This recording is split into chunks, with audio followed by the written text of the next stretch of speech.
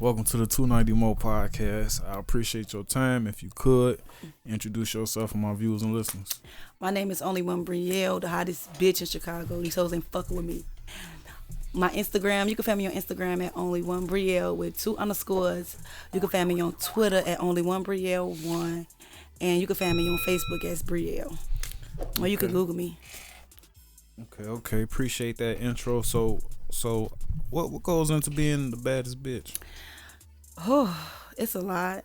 Your image, your brand, your name, your music, your confidence. You just can't say you the baddest and you ain't got nothing to stand behind it. And was that always a mindset, or was that something that you evolved into? It's something that it's a mindset too, but it's something I had to evolve into. I wasn't like this. Okay. So, with that being said, let's start from the top. We're going to get back to that. It's all going to come around full circle. So, where are you from? I'm from the west side.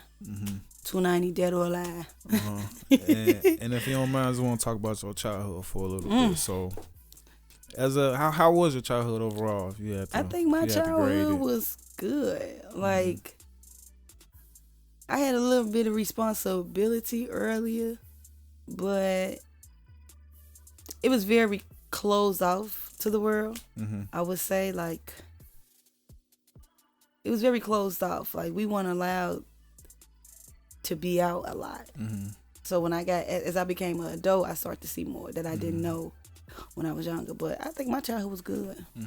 I'd do it all over again. And believe it or not, that's not pretty too uncommon, you know what I'm saying, for a lot of 90s kids, because at that time too, you was able to keep your kids, you know what I'm saying, closed in and stuff, you know what I'm saying, and keep certain things away from them, you know what I'm saying. And we didn't have the way phones, we had computers and stuff, but it's way different now. Way different. It's way different to the point that, to me, just me personally, I feel like I can't lie to my kids about nothing.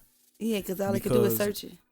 Exactly. I remember they can search if you lying. I asked my mother's husband one time. I came home from school. They was talking about condoms. I asked him, what's a condom? He was like, something you put on your tongue. I go back to school. I'm like, yeah, what about? They be crazy putting it on their tongue. I'm like, music stop. You know what I'm saying? You can't do that. You can't do that shit nowadays. All kids could do is hear you. Sometimes they ain't even got to be able to spell the words. They could just voice it into Google. Yeah. And we want My baby, so my daughter, she must have did this when she was like just turned 6 or she was 5. She sent me a text message, and it was like two sentences long with correct spelling. I got scared. Like, I was like, who the fuck is this? Like, I was like, my baby somebody had my baby. You know what I'm saying? Like, but it's her. It's her whole time. I'm like, how you do that? She like, each generation gets smarter. For sure. Smarter. For sure. Because I used to play with dirt. I was playing in the sandbox. My sons played the game. And they just, but we was allowed to be outside. We was forced to go outside. Or we sometimes. could walk the streets. And my kids don't go outside unless I'm with them at all times. My parents just be like, get out. Go find you something to do. Be all the way across Chicago, all the way out south, all the way up north. But it wasn't as scary as it is now. For sure. It wasn't scary then. For sure. So we were just naive.